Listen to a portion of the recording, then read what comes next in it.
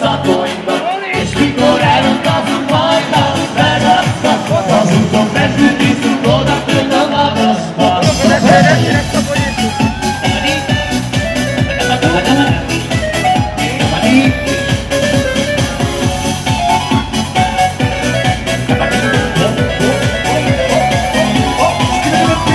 Bejárom a nagyvilágot, mert el kell tartani a családot.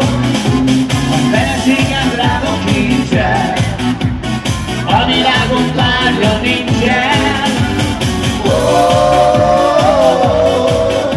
Én élem az életem, mikor a repülőre felszállok itt Dubajba.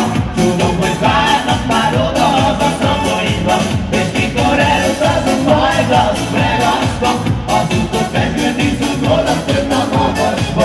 Utazunk ide-oda, járom én a világot, nyaralni mindig elviszem a családot. De mikor Floridába felszállunk egy hajóra, a szívem akkor is hazamegy visszafonva. Szabad meg a vég!